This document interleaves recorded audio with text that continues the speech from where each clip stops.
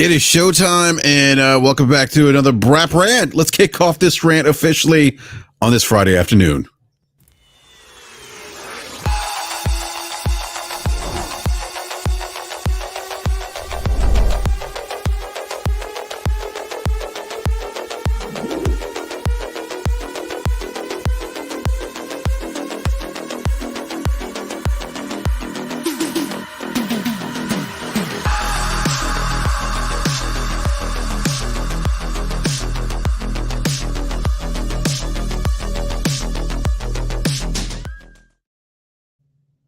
Hey, what's up, everyone? Yeah, I just want to do ow, crap! Oh, I just stubbed my foot.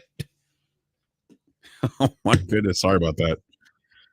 Look, I want to give everyone want to wish everyone a happy Friday. It's March Madness. It's St. Patrick's Day, and yeah, I just look. I'm watching Marquette in Vermont right now. Marquette's actually up by 17 at the moment. So yeah, I think that one's in the bag for Marquette, but. UVA busted my bracket, so that's not cool. But look, I hope everyone's enjoying their Friday. Want to do a quick BRAP rant? Just talk about some of the narratives that I'm seeing out there, and I don't know how people are arriving to this conclusion, the conclusions that they arrive to with some of these narratives. But I think look, the ABK deal has really brought the stupid out of people, and I see it. I see it on both sides, and I hate saying sides, but I see it on both sides of the fence, if you will. From fanatical, console warriors. I see propaganda. By the way, what's up, Truth Serum? And big shout out to everyone in the live chat, by the way. Thank you for joining me in this impromptu rant.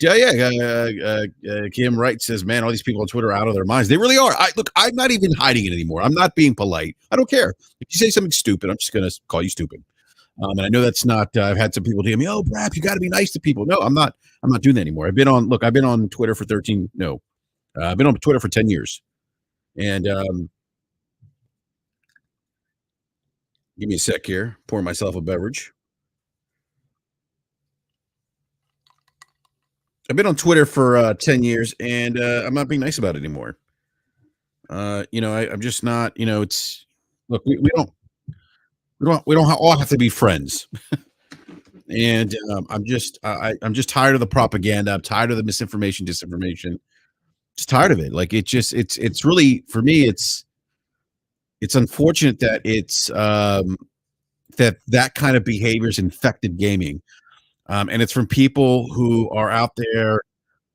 Let's face it. I mean, making money off of people, gamers who, for whatever reason, feel disenfranchised. I don't know why they feel disenfranchised, but they do. And so when you see some of the propaganda out there, I just call it out for what it is, and I I feel like it's gotten worse. I mean, it's certainly gotten worse. And this deal with Activision Blizzard has made it worse as well. But so yeah, I'm going to talk about can Xbox can't have exclusive too. Let's just we're going to talk about that. Hey, Ice Cream Gaming. Is BRAP a pony? I had the pleasure of podcasting with Han Solo on Wednesday and yesterday on his show, and it was a lot of fun. Talking about video games and my history in video games. And he told me, he's like, yeah, people were like, hey, why are you going to have BRAP on? He's a pony or he's a bot. And so it's funny, like on any given day, I will either be called a bot or a pony. And so when people are calling you those two things, it's because you're playing video games. You're playing games. You're playing games, and they don't know how to label you as such. So, but it's funny, like if people listen to that show, they get a perspective. Because here's what happens. I'm critical of Xbox because, yes, Link, Xbox extremists are calling me pony, yes, but I'm more Xbox than those extremists because those Xbox extremists aren't playing video games, nor were any of those Xbox extremists Xbox Live beta testers. Link's right. You can't be critical of a company without being called a pony or bot. It's so ridiculous. It defies consumerism. It's this dogmatic point of view. It is this it's crazy.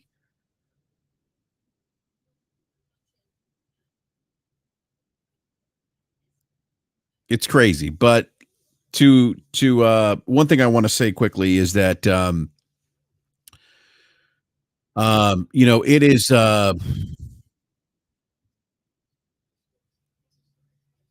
it's kind of like it's funny because when I present my criticism of Xbox, it comes from a place of 20 plus years of being on the Xbox ecosystem. I've owned every Xbox console. And I'm gonna tell you, these big shit, by the way, I wanna, just a couple things real quick. First of all, rest in peace, Lance Riddick. That is sad news. For those who don't know, Lance Riddick was found deceased today at his home. No cause of death has been, announced, but, yeah, it's sad. I mean, he's only 60 years old. He's so young. My first memories of Lance Riddick were from the HBO TV series The Wire. And then, as you know, he, transcended to, doing voice acting work in video games, and with Destiny, um, and then he also, did voice acting work on Horizon, the Horizon franchise on PlayStation, Forbidden West and Zero Dawn. So, yeah, that's very, very, very sad news. Um, Andre Clay says, "Yeah, you're definitely a pony, no doubt." Okay. Yeah, Ice Queen Gaming. Yeah, it's right. Yeah, I don't disagree. Everyone's entitled to their opinions. But not everyone's entitled to their own facts. So when I talk about Xbox and I talk about when I give my criticism of Xbox, it is yeah, Tierra's Silence, man, it was great character. Just sad news, sad news. Also want to just acknowledge somebody I haven't acknowledged in quite some time. I always do think about him, but Optimus Code, miss him, miss him a lot. He was one of the few individuals who um, was a subject matter expert in development and software development and video games. He's no longer with us, and I think about him a lot. And but in the spirit of Optimus Code, when he used to refer to the extremist Xbox fanboys as those pesky bots, which I thought was kind of funny. Um, what people don't understand about me is that when I give criticism of the Xbox platform, one, I was an Xbox Live beta tester, and if you listen to Ham Solo, you listen to a show last night, which I was on. Um, Ham Solo asked he asked me in the show to kind of go through my gaming history, and I did that. I went through my gaming history, and I talked about the platforms, the consoles that I owned, and kind of my transition from certain platforms to other platforms, and why I may have moved from like Xbox to PlayStation, and then moved from Nintendo, Sega to PlayStation, then from PlayStation to Xbox, and then Xbox primarily for about 3 generations, and then at the halfway point of last console generation, moving back to PlayStation. And so I gave specific examples. And see, there's a difference between saying, "Oh, Xbox got new games, man. Xbox sucks. Xbox in third place, man. Xbox is trash." I don't do that. I actually provide tangible examples and use a benchmark of performance that Microsoft and Xbox was at a previous point in their history in video games to where they are today. Now, I also specifically talk about my use case. Everyone's use case is going to be different. There's people that love their Xbox, more power to them. That's great. I think it's great they do. I don't think there's anything wrong with that. What I do have an issue is when you offer constructive criticism, you're providing tangible things. Um, so here's the thing, Andre. We're not gonna do this, dude. You come in here every time and you just gaslight. And look, I'm not being nice anymore, man. Like we're not. I want people to come in here and have intelligent conversation.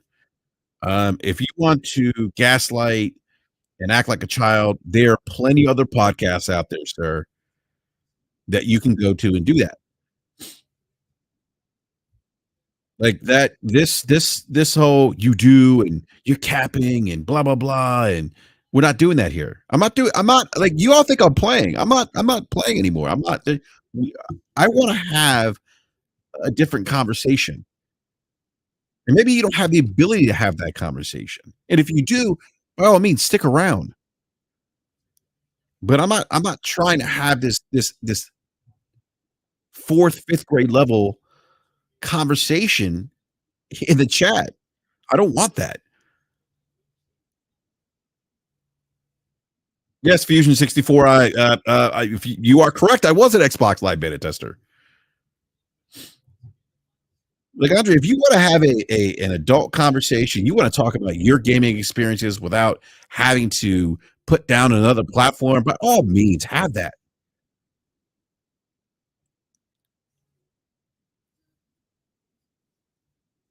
So my point is this. So when I provide criticism of Xbox, and I was thinking about this as I was walking through my 41 years of gaming. I've been gaming since I was 5 years old. I'm 46. I was thinking about kind of my progression from PlayStation 2 to Xbox, and then really being on Xbox, the original Xbox, Xbox One. No, I'm sorry, Xbox 360, Xbox One, and then leaving Xbox One, for the PlayStation console as my primary, console platform of choice, my primary console platform of choice. And then eventually, in 2019, moving over to PC, where PC is now my primary platform of choice. Like I don't even like PC is where I play video games primarily. So when people call me a pony or a bot, I just laugh because I'm like, no, you idiots, I'm on PC. I mean, clearly you don't listen to the show or follow me. You're just jumping in and you know, I don't know, trying to have an aha moment. So what I'm saying is that there's a history here, and my history with Xbox has changed, and it's changed because they haven't done things that meet my expectation of that platform based on previous things that they had done with the original Xbox and the Xbox 360. And so to kind of summarize that, like if I go look at the original Xbox, you had some great exclusives. Ninja Gaiden, Mecha Assault, Crimson Skies. They had purchased Rare. We had Banjo. We had Conquer. Forza was born on the original Xbox. Fable, which was Project Ego, which we talked about quite a bit when you bought an original Xbox. You were always, oh man, Project Ego. Peter Molyneux, you could sell it. He could sell a game. Let me tell you, Peter Molyneux, you could sell a game. Obviously, Halo, then Halo 2. Of course, Brute Force, which had that beautiful trailer, which never really lived up to anything. But I told you, Jet Set Radio Future. I told you 1 and 2, I should say. Jet Set Radio Future. Splinter Cell was born on the Xbox. So these are really important games in gaming. I told you it's a From Software game, and in Ninja Gaiden was such an important game for Microsoft to have, and so, but they were. Yeah, I am a PC elitist. Thank you, Kevin Mack. They were doing these things, and they were putting games on the platform. When they spoke to Mass Effect on the 360, another one sticks out as an exclusive, one of the greater franchises that was birthed on the Xbox console. But then you have Knights of the Old Republic, Elder Scrolls Morrowind, and so when Microsoft at the time released the original Xbox, they talked about the internal hard drive, how the internal hard drive was going to allow them to do things that the PlayStation couldn't do. The PlayStation couldn't couldn't do things at a from a power perspective and from a feature perspective in terms of hardware, like the internal hard drive.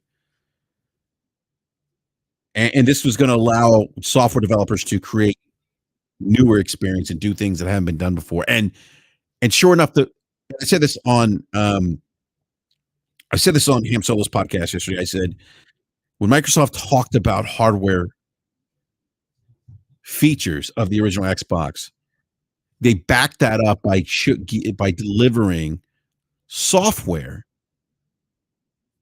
that showed off those hardware features. Splinter Cell being an example with the lighting and the shadows. Halo Infinite and its not Halo Infinite, Halo and its capability to leverage Xbox Live. Halo 2 specifically. Microsoft being able to leverage Xbox Live, which was a big selling point for Microsoft. But not only that, the internal hard drive. Morrowind could not have been done on any other console. And so there was that. That game showed off what Microsoft was discussing about the Xbox hardware.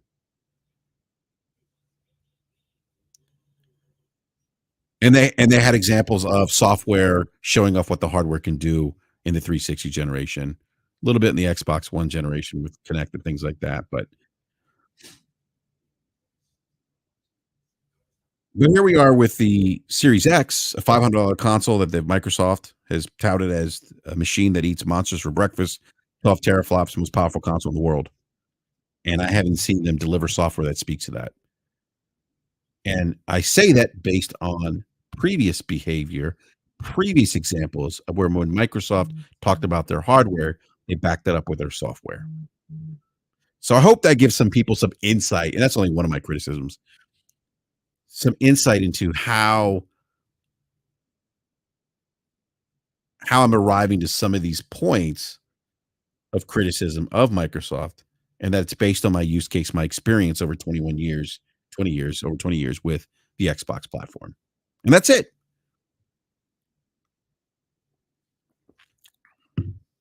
Not so bad, huh? True Virgil says you a pony broad, just stop. PS5 is holding us back. I don't know if you're joking, but if you're not joking, you may have missed the you may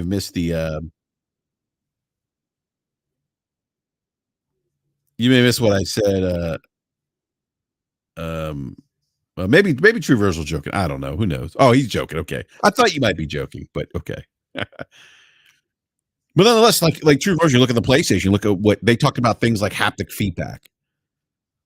They talk about the internal SSD. I mean, they're showing software that speaks to the hardware that shows off these hardware feature sets of the PlayStation 5. And so, anyhow, so I think it's funny when people say BRAP's a pony because one, I primarily play on PC. If you were to ask me what my console platform of choice is right now, or my preferred console of choice is right now, I would tell you PlayStation 5. But I would also tell you that could change. That could change at any minute. I'm not dogmatic in my views. I'm not going to sit there and be like, oh, I'll never go back to Xbox. I'll never play Xbox. No, Microsoft starts dropping some bangers in Game Pass. I'm going back there. Although, just to be transparent, I would probably play those games on PC because of Game Pass Ultimate. And I want to have the definitive experience of those games, which can be only had on PC, which is why I say Starfield is going to be the definitive version of Starfield is going to be on PC. So, yeah, Bender Street says, yeah, it's dumb to never say never. Never. I can't even talk. Yeah, it's dumb to say never on anything. Yeah, I agree, Bender, 110%. Like it's not. It's not dumb. Like, and I don't know why. And this is like if you think about gaming is entertainment. It's supposed to be fun, right? So what's really trivial to me is like when I see like Um, when I see like certain extremist fanatical YouTubers like use propaganda, that's so weird to me. Like this is freaking video games for crying out loud. This is an entertainment medium. You know, are these same people using like using propaganda to prop up Netflix? Like think about that. Just swap out like Xbox for like Netflix, and you'll see how weird this thing is. We play that word game. Think about the merger acquisition of that's just been blocked by the DOJ of JetBlue and Spirit Airlines. All right, and think about the competitors in the airline space. Think about American Airlines. Now swap now take Sony's scared of this merger acquisition and swap that with American Airlines. American Airlines is scared of Spirit and JetBlue merger. Think about that for a second.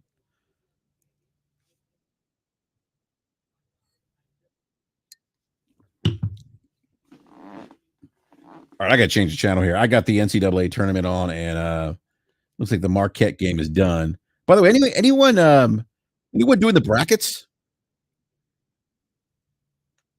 And if you are, how are you doing?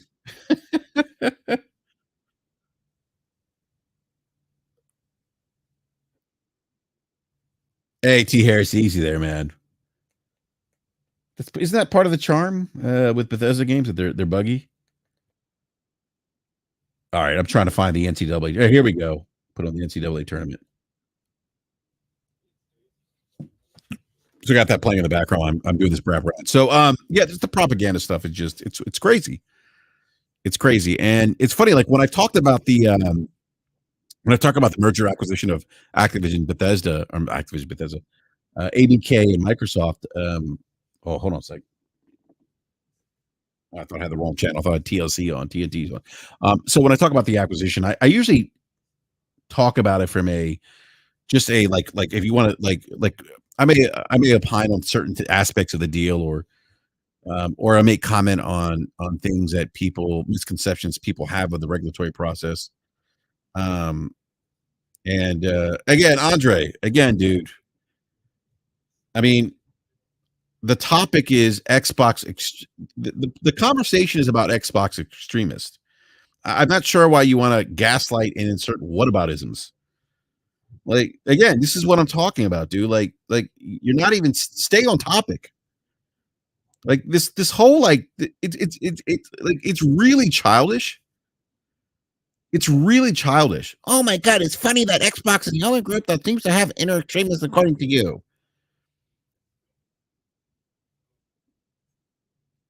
Because you're gaslighting. I have on the show numerous occasions say there's bad actors, extremists on both sides. Matter of fact, I believe I did say that with this at the start of this conversation. And now what's happening is my chat's calling you out, and they should because they're not here. They're not here for the look, man, Andre. The adults are speaking at the Thanksgiving table. Go sit at the little kids table.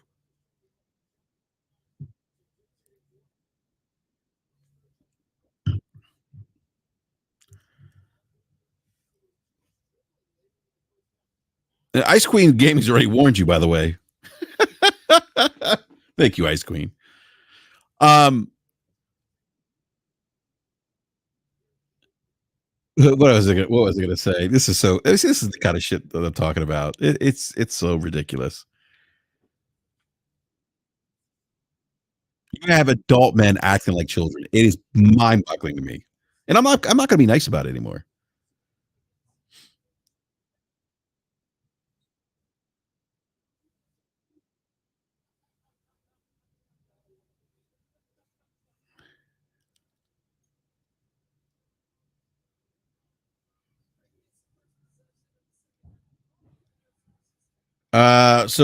Pyro, whatever. Yeah, we're not gonna talk. We're not gonna have that kind of conversation here in the chat. If someone can actually remove one of the mods can remove Pyro's comments to um, directed at Mary Wilcox. We're not gonna do that here, Pyro.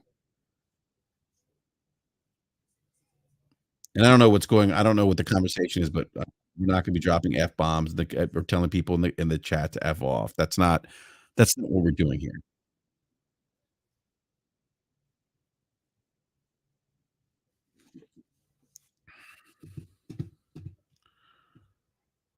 One sec here.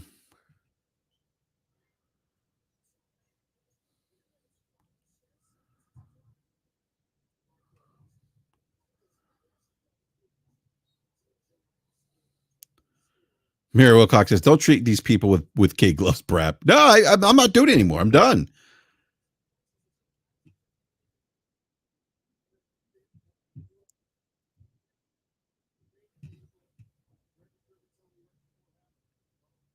I'm done. I'm not doing it anymore. I'm not being. You guys think I'm not being nice anymore. Um, yeah, and see, yeah, okay, Andre. You know what? You're gone. I'm not doing this, man. I told you, man. Like you're not doing this, man.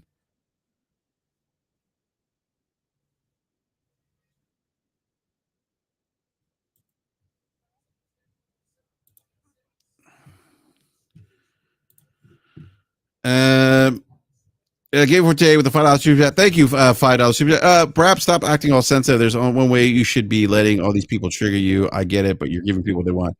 First of all, Forte, I'm actually not being sensitive. I'm actually calling out the bad behavior. That's not being sensitive, Forte. That's just holding people accountable. There's a difference between that. I don't know why you could how you can conflate the two, but they're not the same. But I appreciate the super chat.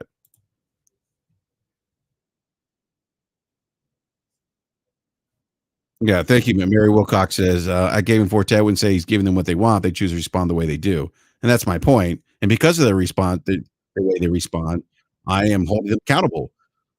Because I also don't want Forte. I don't want people coming in and having this kind of conversation. And they're like, I'm not doing that anymore. It's it's disruptive to people that come here and want to have a good chat about video games.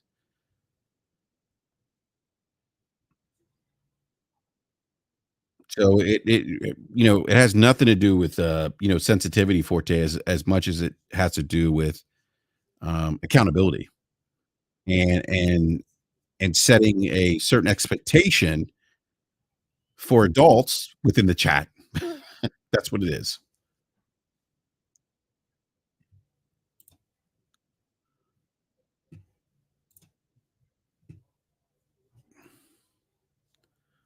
Mario says, just came here to say Brap is the biggest pony ever. Thank you. I know you're kidding.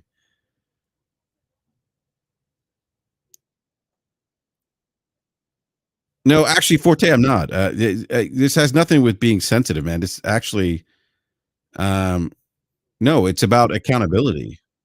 And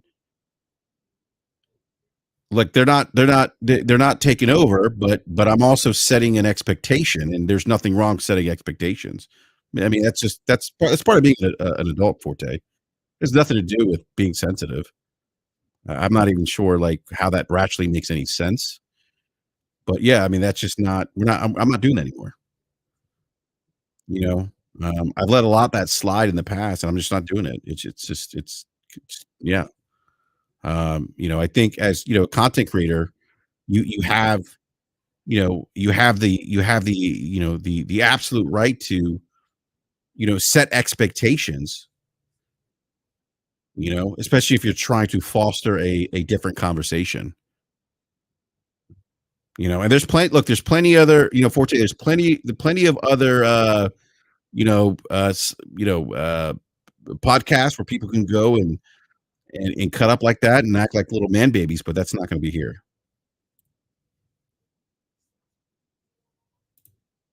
J Dub with the $2 uh super chat says, let these dusty bots live out Xbox last days. J Dub, okay. Stop trolling, J Dub. Stop trolling. But I thank you for the super chat. Forte, again, I mean, yes, you are accountable for yourself, and you can't control the mind of people, but you can actually hold them accountable for behavior that you said you're not going to tolerate in your chat. Like it's just It's better to verbalize those things so you set clear expectations. I don't even know why it's even a conversation.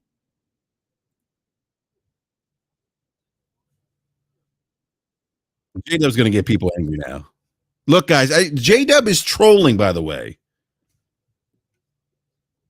And I always agree with his trolling, but he's trolling. I'm just telling you. But what's up, J-Dub?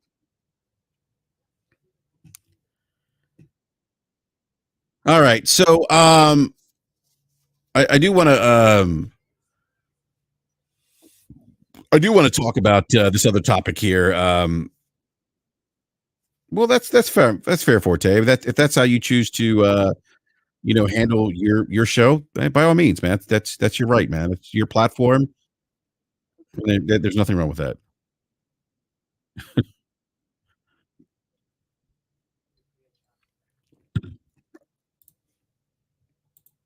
So I saw a tweet, an interesting tweet here, and I'm not sure where this. I've seen this narrative come up quite a bit. And this is a tweet that came up. This is from Lord Attic of the Iron Lords podcast.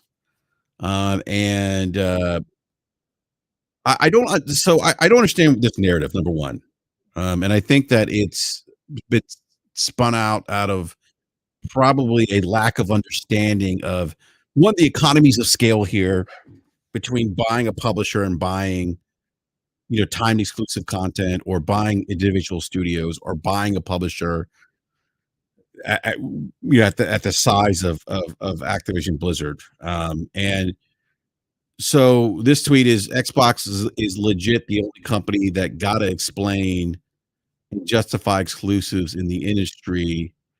um it's insane to me. Nintendo and PlayStation practice this every year, and no one bats an eye. The other companies do this deal would have been done by now. I put that on everything. I don't. I got to be honest with you. This is just false. 100% false.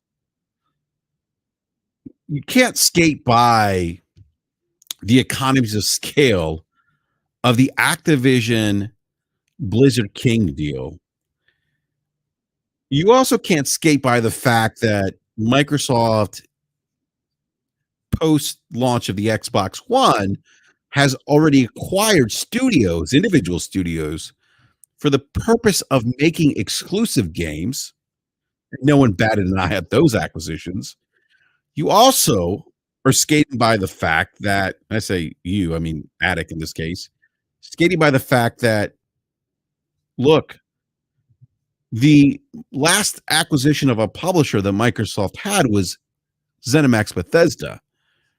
And that deal went through with little to no regulatory opposition,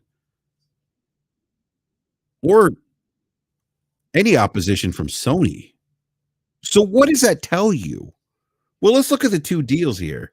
A $9 billion deal that Microsoft made with the acquisition of ZeniMax Bethesda, which brought them a lot of studios, and with those studios, some what I my opinion are really solid titles, and Fallout and Elder Scrolls. It's some very talented studios,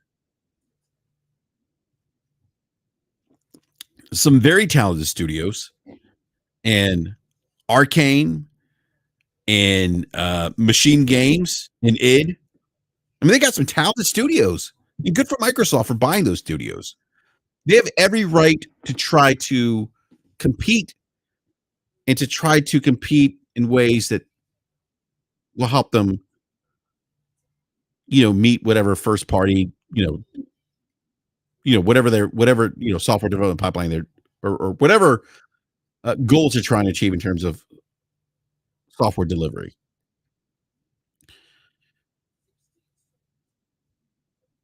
But there's also limits to that too, and we're seeing that. There's checks and balances. But anyhow, my point is this: is like, and I've seen this narrative come up a couple of times where people are saying, "Well, but Sony can have Final Fantasy. Sony can have, you know, Sony built their franchise. Sony built their platform, PlayStation platform, off of buying exclusives. Okay, yeah, they did. But again, the economies of scale are different when you buy a publisher the size of ABK versus buying even a Bethesda. And you can clearly see the economies of scale based on revenue numbers and sales numbers of individual IPs versus games like Candy Crush versus games like Call of Duty. I don't know how people are arriving to this conclusion that somehow if Sony or Nintendo was trying to buy ABK, that they wouldn't have an issue. Absolutely, they would have an issue. The $70 billion price tag alone is a triggering mechanism for scrutiny by the regulatory bodies. And that actually you can find that information online. That actually is the regulatory bodies actually state that. Go look at the CMA, EU, and FTC. You see, there's a threshold in terms of dollars that will automatically trigger a review. Um,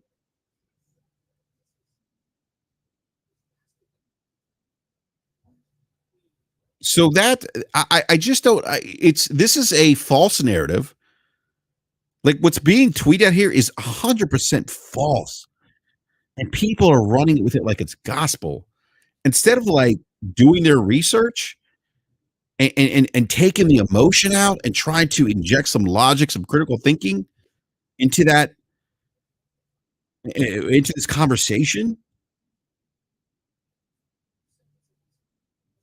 I don't. I just. It's mind boggling to me, and it's unfortunate because that's not. This is how misinformation, or more specific, disinformation comes about.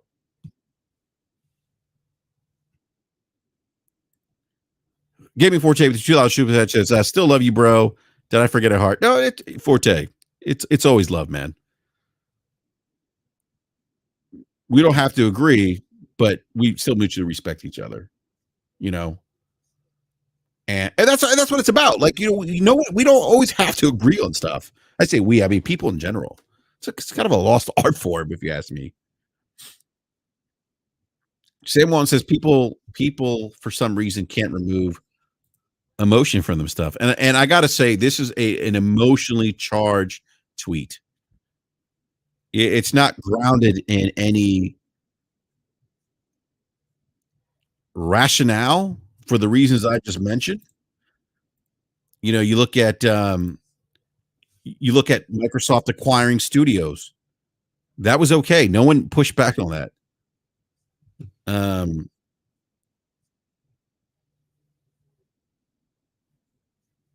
no one talked about no one pushed back. There was no pushback really for the ZeniMax Bethesda deal.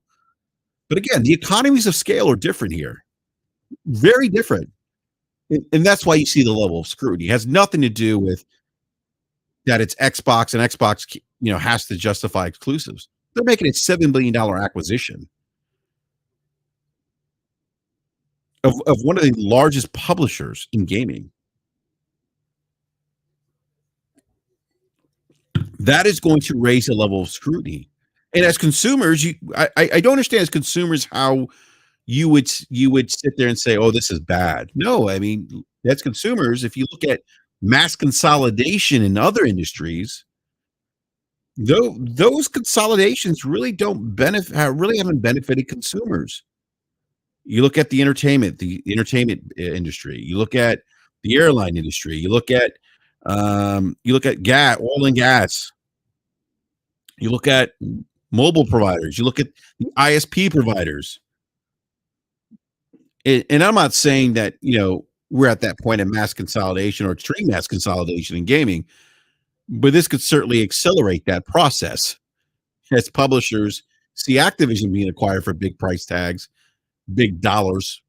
They may be out there sticking their legs out and saying, "Hey, what can we get?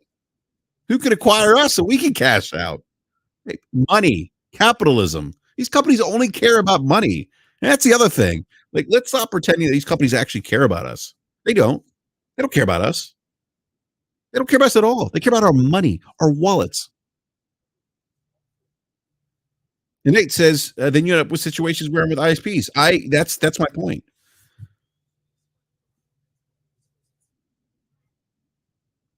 Actually, let me back this up here. I'm gonna back up. Nate brings some great points. Honestly, BRAP is the saddest thing I've seen from so-called gamers in my 30 years of gaming. All this lying misinformation to have access to say the same games they have now. Look, I don't begrudge anyone who says, "Hey, you know what? I would like this deal to go through because I want to be able to purchase COD for $1. It's not $1, but or be able to purchase COD in a subscription service that I'm using because that's better value. It's a better ROI in my investment in Game Pass. Okay, it's fine.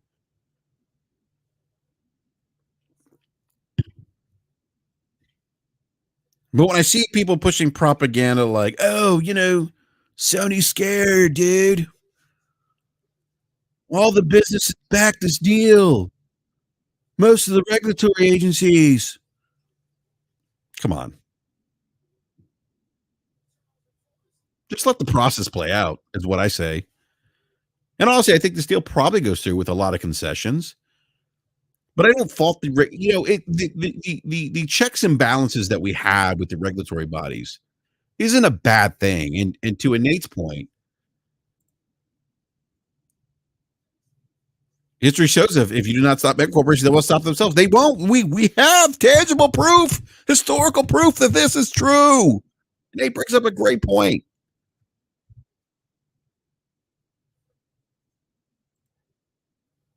Then it says, and you end up with situations where you are the ISPs. Yes, I remember the ISPs. Oh, it's going to be cheaper for consumers. I remember when T-Mobile bought Sprint. Oh, well, it's going to be great for consumers. Me and Hillary think this is a great deal for America. It's going to be great. Yeah, Hillary and I give the thumbs up. We're excited. Even Monica liked the deal. She was going to switch carriers from Verizon to T-Mobile now. It's great for America. It's great for consumers. I mean, I'm still waiting for the cheaper prices from who T-Mobile said that. They all say that, but we end up footing the bill. Anytime you remove suppliers from the supply chain, and there's a consolidation of those suppliers, and you give those suppliers more power, limiting less choice for consumers, guess what happens? You don't have a choice. They could say to you, "No, F you, pay me." You ever see the movie, what's that movie? Goodfellas. F you, pay me. Look, Sam Wall says, shoot, T-Mobile's gobbling up Mint Mobile. They are. They're trying to get into that space of cost friendly, that cost friendly model. But again, I mean, it's a consolidation. So if I have somebody asked me like, what do you think about this deal? Like, look, again, I don't care if this deal goes through or not. My only concern potentially is mass consolidation in the industry, and we're probably heading there anyway. So, I think this deal is just going to start that, further accelerate that process. We kind of already gone there. We've started that process at least, but not at the levels that we've seen in like the ISP space or mobile. But I do think that at some point that's something that's going to happen.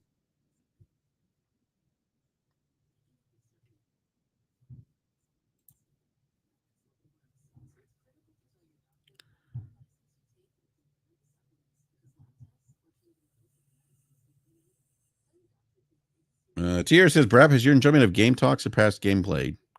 No, it is not, because I play a lot of games at night. I play every night. I put in probably at least 3 hours a night playing video games, about 15 hours a week.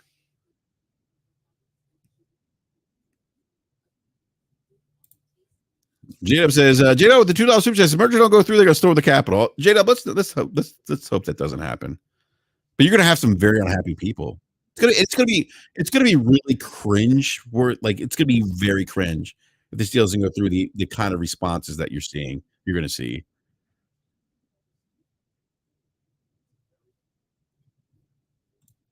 And Nate says, "Bro, this is why I pay $124 a month for now for Cox Communications when I could have had 1 gigabyte for $70 a month from Google Fiber, but Cox filed an injunction long enough to stall Google coming to my area." There you go. America, capitalism, greed. These companies don't care about us. They just don't. Except for Forte. He cares about you. When you walk into look, when you walk into Forte's GameStop, he cares about you.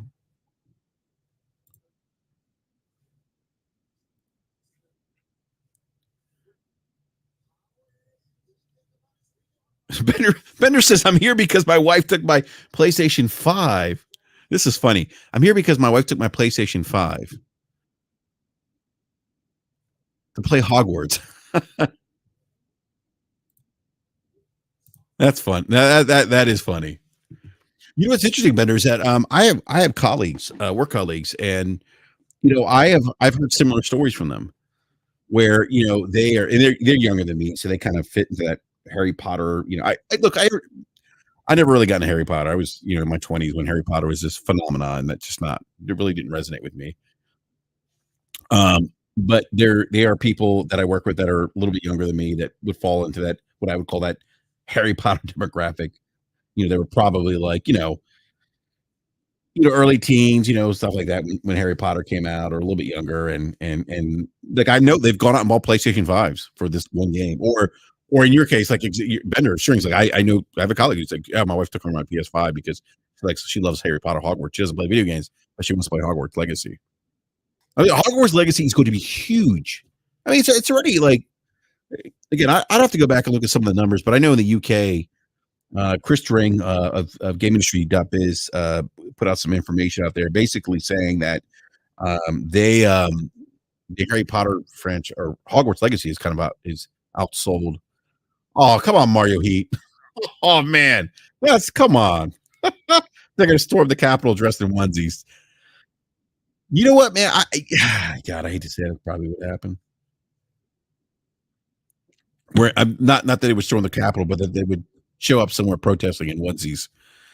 Um, no, but all jokes aside, but like Hogwarts Legacy is just, I mean, it's on like wildfire. Smart move by Sony. They don't have a lot of first party stuff coming out right now. But if you look at the marketing for Hogwarts Legacy, I mean, it's associated with PlayStation. Yeah, it's Bender Street says very smart for Sony to partner up with WB on Hogwarts. Absolutely, absolutely. Now, I want to talk about one more thing here. Actually, I have like two more things to talk about.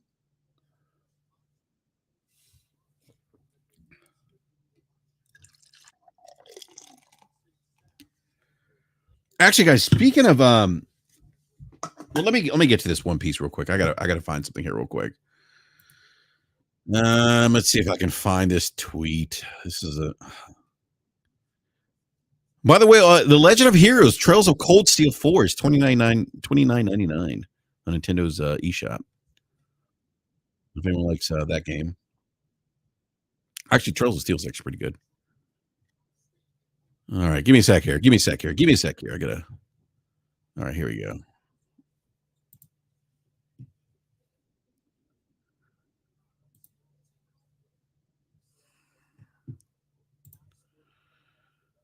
So here's another propaganda tweet from an extremist fanatical podcaster. Everyone in the business world and most all regulatory agencies stand with Xbox. Actually, let me do this.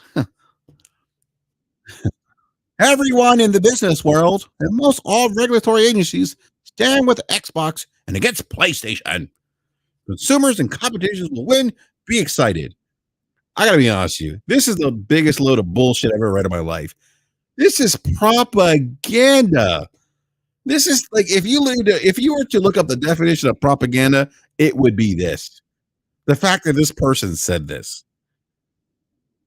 I can't. We just talked about mass consolidation. and how that's necessarily not good for consumers. And this individual says consumers will win. How? How do you skate by that consolidation hasn't necessarily worked in favor of consumers? Number one, so you're not critically thinking about what you're saying. It's just propaganda. Two, the business world. What business world? Please substantiate that.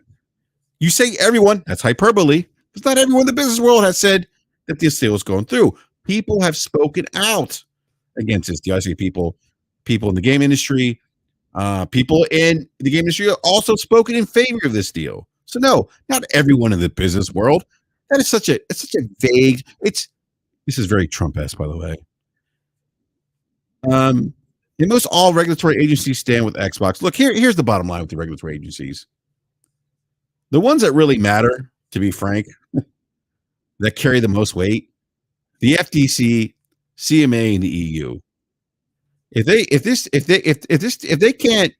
they can't appease these three regulatory bodies, this deal's not going through. Although I'm going to state this opinion. I do think this deal goes through with a lot of concessions.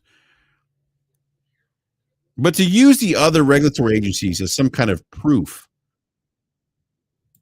is a little oh, okay. Here we go. My man, slow mo backslap, $2 super chat. Click clack. What's up? That's right. Click clack. Oh my god. Oh man, you gotta love some slow mo backslap, man. King KD. Let me tell you something. This man can slow mo he can roll. This man will walk into. I'm telling you, I could sit there and have and die like 20 times, and only get 2 kills, and slow mo have like 38 kills and like 1 death.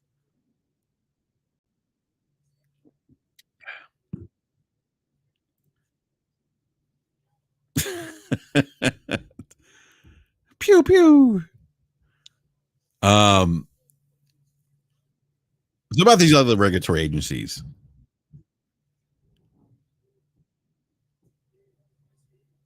Of course, they're like, so the thing with here's the thing. I gotta find this tweet. I tweeted this out earlier. Give me a second here, because I want to make sure I. All right, let me see. Where's his tweet?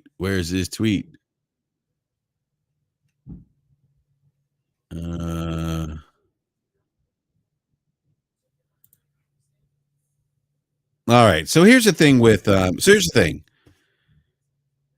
The regulatory bodies that are in agreement, who this extremist YouTuber wants to talk about, and he clearly doesn't understand why that argument really doesn't hold a lot of weight, and really why the big three, what I call them the big three, the US, UK, CMA, EU, matter the most, is because the other regulatory agencies aren't really. There's nothing for them to really review per se in terms of impact to competition, because they don't have the technology infrastructure that the US, UK, and EU have. They're essentially importing technology from those 3 areas. And when I mean importing technology, I mean like they don't have a Google. Brazil doesn't have a Google. Brazil doesn't have an EA. The EU has Ubisoft. The UK has other developers. The EU has other developers too. But like the Saudi Arabia and some of these other places, they're not really, they're importing technology. So of course, when regulatory bodies are evaluating, and by the way, this is something else. This is something that's funny that I hear from people. The regulatory agencies' jobs is not supposed to be protect. Oh my god, I'm laughing because it's so ridiculous, because the 2 words are I don't know how people have failed grammar, by the way. I see people and I read people. I hear people saying I read people saying that the regulatory bodies are not supposed to be protecting competitors, but competition.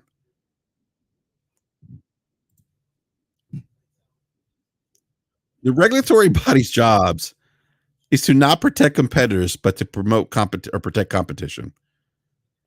I've seen and heard people say that. Think about that for just competitors, competition. Oh boy. All right, on to my point here. So the thing is, these regulatory bodies aren't going to scrutinize these deals because they within their domain, they don't have a Microsoft or a Google or EA that's headquartered based out of their locations, their geographic locations, where this deal could have a negative impact on them. They just don't. That's why that comment is ridiculous. You're more likely to scrutinize deals that could negatively impact companies who are part of your technology infrastructure. In my example, is the case with the US when you think about companies that are based here in the United States, technology companies, that is.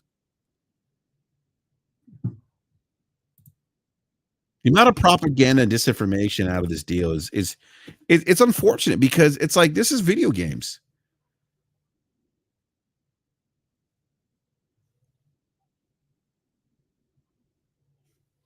What do you mean, Jason? They can't leverage its population. What do you mean by that?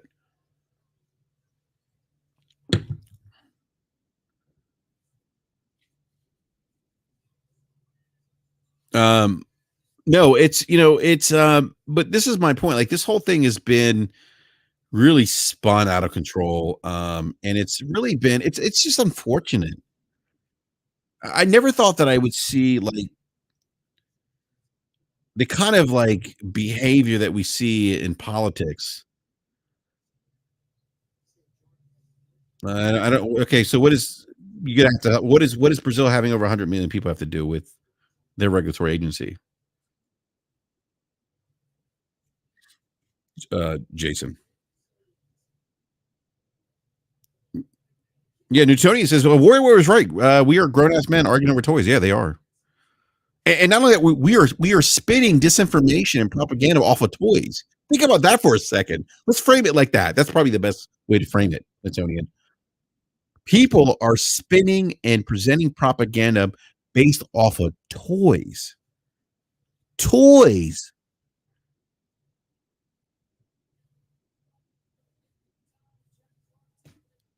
The Game Logic just messaged me in Discord. Lance Riddick died. Yes, he did die. Rest in peace. Very, very sad. It's that early in the show. But this individual who I just mentioned is spinning propaganda and bringing up regulatory agencies who really don't matter, to be frank, based on the reasons I just gave.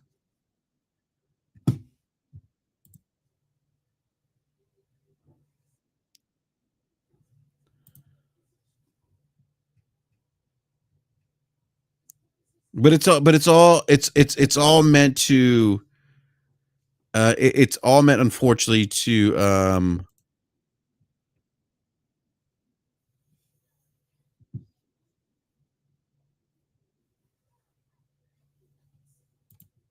it's all meant to just push misinformation and to really, let's face it, like to capitalize off of people who have this fanatical attachment to a toy, who have are so dogmatic in their views.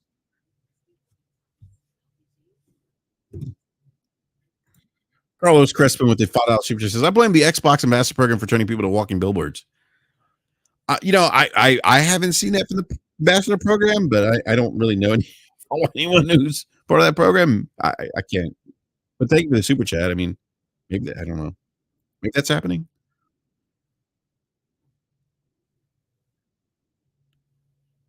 Okay, so Jay say, presumably Brazil is a large market that companies want to break into, so they'd be more mindful of their regulatory bodies.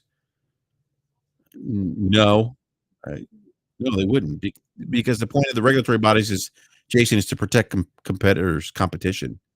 And if they don't have that infrastructure, competitors that sit within their geographic location, there's really nothing to protect. That's the point.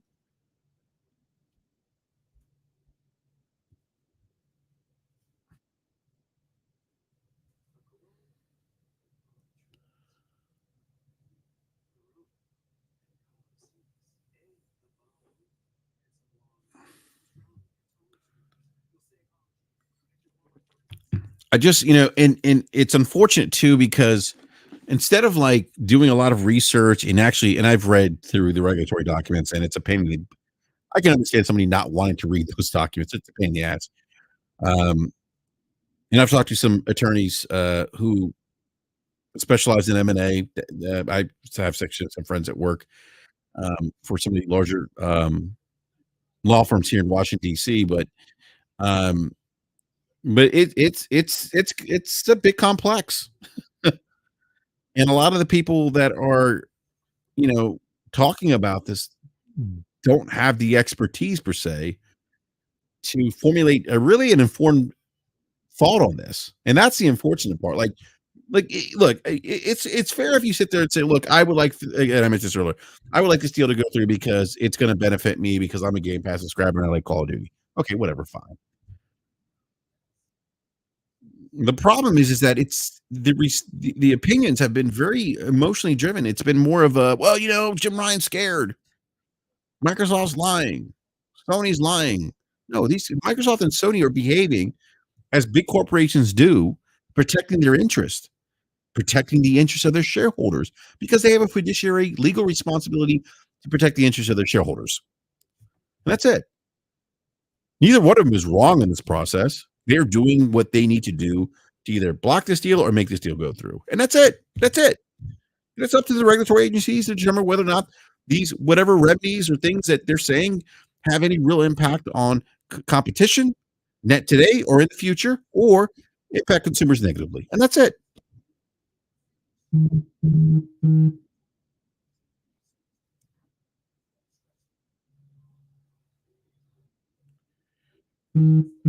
And I want to, I kind of do want to piggyback on what I kind of circle back to what I said earlier about the narrative going around that, oh, Microsoft can't have exclusives.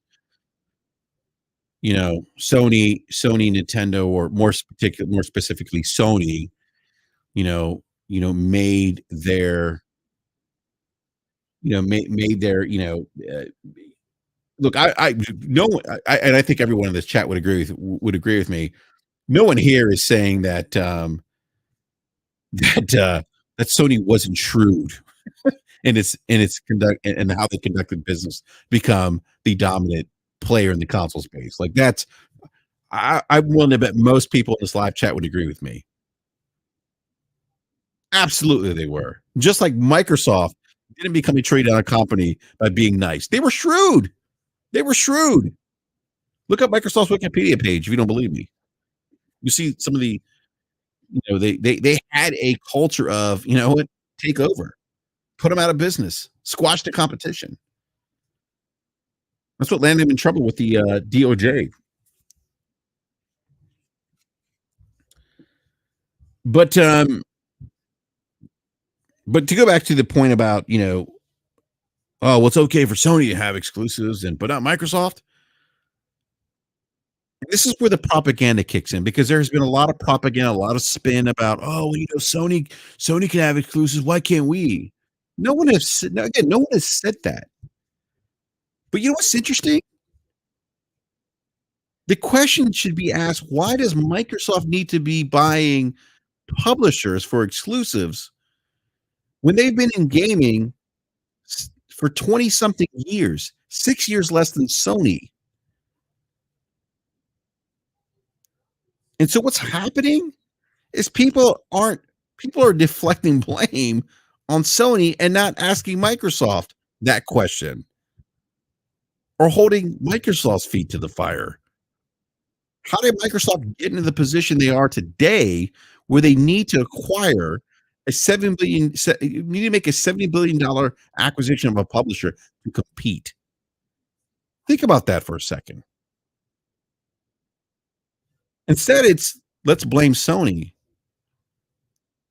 But that mindset of blaming Sony to scapegoat them, that is derived from propaganda, from people on those extremist podcasts driving that narrative. No, Sony's only been in the console space 6 more years than Microsoft has. 6 years.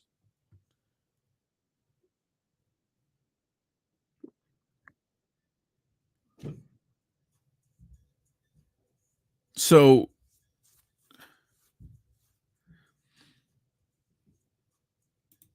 There we go. The Nate says, "Brap, they keep saying that like Xbox just didn't rapidly buy like 16, 20 development studios, some of which have multiple teams, hence the 20." Yeah, I mean, yeah, I mean yeah, and that's what I find odd about that, and that's the emotional component here. That's the piece that really is odd to me is that people aren't asking that question. They're trying to villainize another corporation based on propaganda and misinformation that they've heard from podcasters. Extreme fanatical podcasters. Not all Xbox podcasts are fanatics. Some are very rational. But come on, like, think about that for a second. Like, what? Like, you're blaming Sony, but what stopped Microsoft from getting exclusives? What's up, Mike? I mean, there was that report by Imran Khan. People say, "Oh, Sony on money hats everything." They money hat. It's not fair. Well, Imran Khan reported that Microsoft was being outbid by Sony at the start of this generation for third-party content.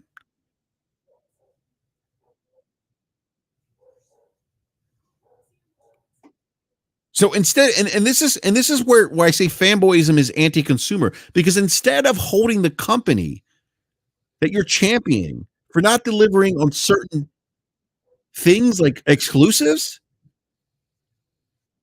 you instead blame the other company. That's a problem.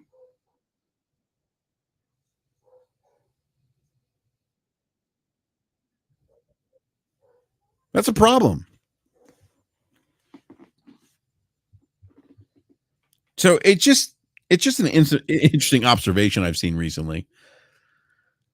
Where it's like, and again, I don't, I'm not going to pretend that Sony hasn't been shrewd. Absolutely, they have, and Sony has done some things that I think that haven't been very pro consumer in the past. And I also think their messaging was horrible in terms of the upgrade path early this generation. Like, really, Sony, like that your upgrade, your verbiage in the upgrade path for video games was bad, terrible, Sony.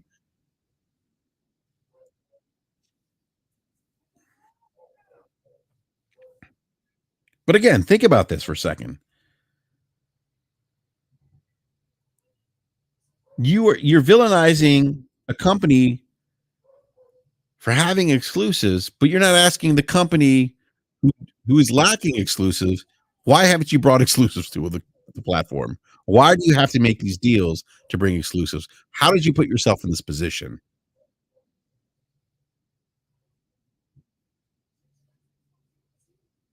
That's the irony of that thought process.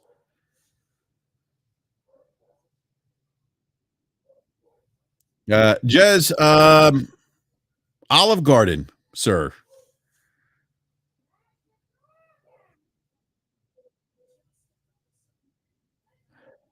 And Ryan Landis says Xbox has been all over the place for 10 years now. Their message and strategy changes direction like the wind. Yeah, I mean, I think to an extent, Ryan, but I do think though that I think for them, Game Pass has been a place that they can really focus on um really building out the Xbox platform. And I think the one thing that kind of excites me about Microsoft is that one, they have tried to or are trying to or in the process of addressing some of the criticisms that I've had about them with the lack of first party content. Now, their pipeline of first party content could use some improvement, but they are doing better, in my opinion, than they did on the Xbox One. And I think that they should be. I think that they there's something to be said for that. I still think they have some work to do. For me at least, I Game Pass hasn't been a value for me per se. For others, it's have, and for others, it has, and that's fair. But I guess for my use case, it really hasn't been great for me. I'd like for them to start dropping more AAA content into Game Pass. It doesn't have to be like four games a year, AAA games, but I like to see two or three, and then some other, maybe even smaller titles sprinkled there, like a sprinkle them into Game Pass, like a Hi-Fi Rush, or maybe like another third party game like Wulong to complement. the release of AAA games. I think that would be fantastic. Of course, I would play them on PC because PC is the definitive platform for video games. But that's another conversation.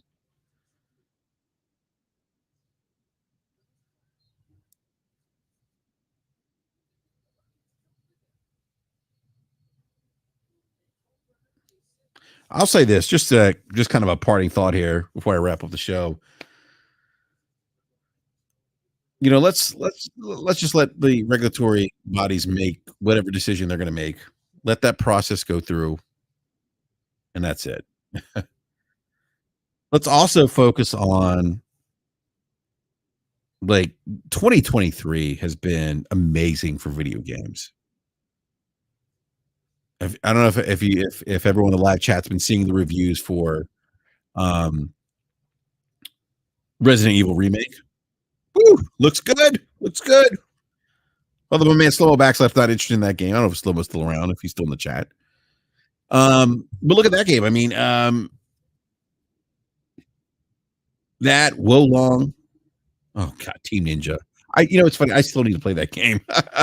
I've been playing a lot of multiplayer games, a lot of Call of Duty, which is kind of interesting because I really haven't played a Call of Duty multiplayer regularly since Black Ops.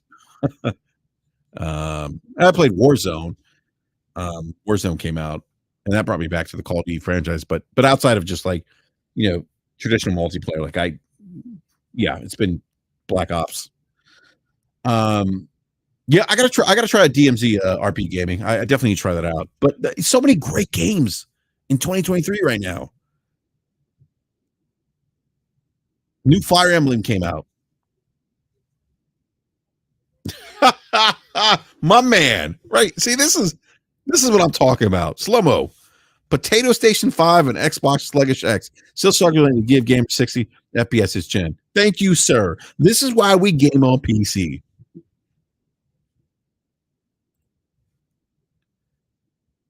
Um,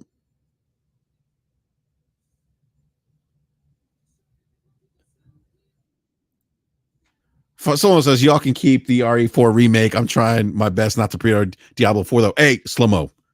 Okay, let's that I haven't been on Diablo since probably like the first Diablo, really. But Diablo 4, whoa, I saw some of this streams today. Diablo 4 looks really good. Looks really good. Um, we have Diablo 4 coming up, but no, I mean, look at like RE remake. You look at Hogwarts Legacy. You look at Wolong. You look at the new Fire Emblem. You look at God, what other? I feel like I know I'm missing other games here.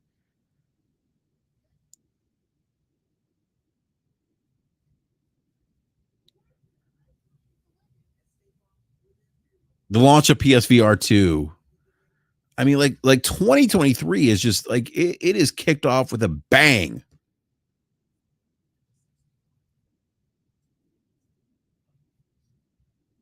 Yeah, Slomo. It's funny, man. I was watching the stream today. I'm like, oh my god, am I gonna pre-order this game? Oh man, I might have to pre-order it, Slomo.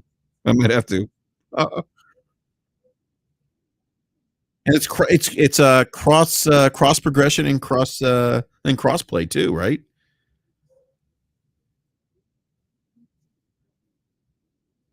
By the way, I gotta say, like, it's really cool seeing my kids play video games. Yeah, Metroid Prime Remaster. That's another one. Gotham Knights, Forspoken came out. Just a lot of games. And look, I understand that Forspoken may not be a good game, but for some, but my point is, I'm talking about just the amount of content that we've been receiving in 2023. It's been great, and we are only 3 months into the year. It's been awesome. I'm not seeing a lot of conversation around that, which is unfortunate because like we were, yeah, Fire Emblem Engage. I need to get on that too, slow mo. But no, it's like we did so much complaining. I say the community did so much complaining about there's not enough games, blah, blah, blah. And we get all these games out in 2023. It's like no one's talking about it.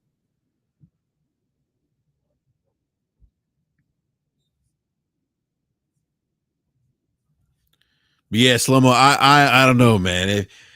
If you pre-order it this weekend, I might pre-order it. I'll just leave it at that. Hey, by the way, Slomo, Ham Solo said something about I'm gonna buy a PlayStation 5 Pro.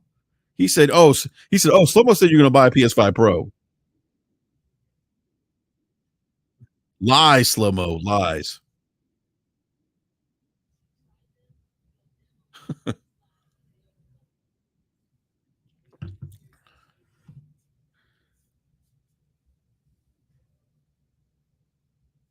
And Slomo says, yes, you are. I'm not, sir. But no, we're gonna like so, and then we get like the new Zelda coming out. We get the new Star Wars, what is it, Jedi Survivor?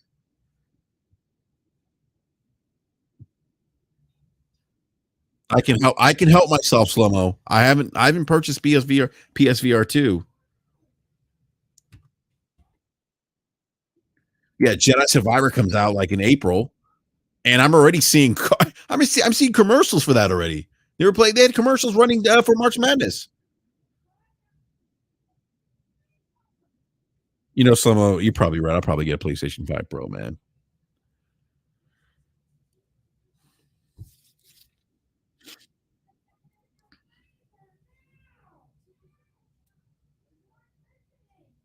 Yeah, RP game. It's gonna be interesting to see how that new Zelda runs. I would imagine it probably runs okay though, like the previous one. But I definitely can't wait for that. I can't wait for the new Zelda.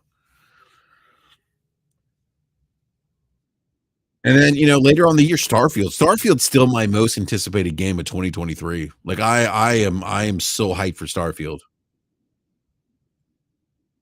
I mean, come on, this is Todd Bless's first new IP in what 20 years. I know Slomo can't wait to play Starfield. Slomo's hyped for Starfield. Slomo even told me that's his game of the year.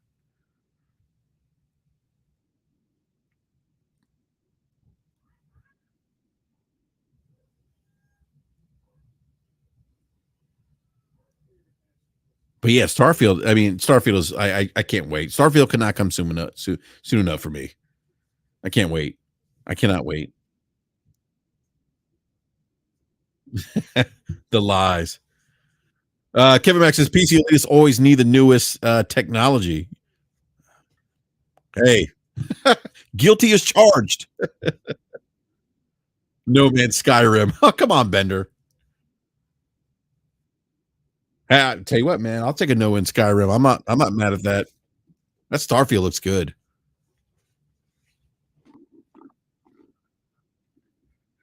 All right, everyone. So I'm gonna go ahead and wrap up this BRAP rant. Slomo, are you on Crossfire tonight? Is that I saw your name. I wasn't sure if you were showing up though, or if I'm gonna be there. But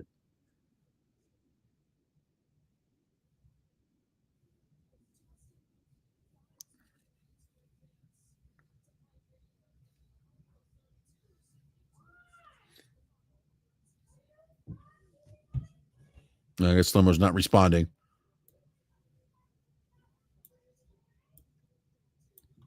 Slomo, are you there?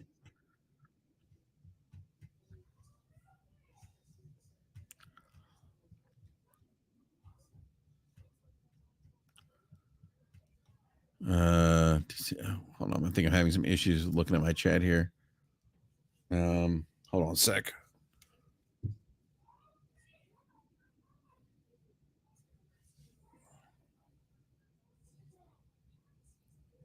All right. Something's going on with my chat here. All right, here we go. Someone's supposed to be on my son's stomach virus. Oh man, that's not good, man. Not good. Hope your son feels better, man. All right, everyone. I'm going to go ahead and wrap up this BRAP rant. I got to get ready. I got to get some dinner and then get ready for Crossfire. So look, everyone. Seriously, thank you all for coming by and hanging out with me in the live chat. Really appreciate the good dialogue here in the live chat. Like I said earlier, I'm not trying to have that dumb stuff here in the chat. I'm over it. I'm done. But no, thank you everyone for hanging out with me for the last hour and 20 minutes. And I'll be on Crossfire tonight on Mooch's show at 7 p.m. Eastern time on his channel. Slomo may or may not be there. Hopefully your son feels better, Slomo. And yeah, it's gonna be a good show. So thank you everyone. for hanging out. We'll catch you next time. And actually, I'm probably gonna do another BRAP rant Saturday or Sunday, by the way, this weekend. So keep an eye out for that. Give me a follow on the Twitters at BRAP_podcast. And if you haven't done so already, appreciate the support. Like and subscribe. Thank you. We'll catch you next time.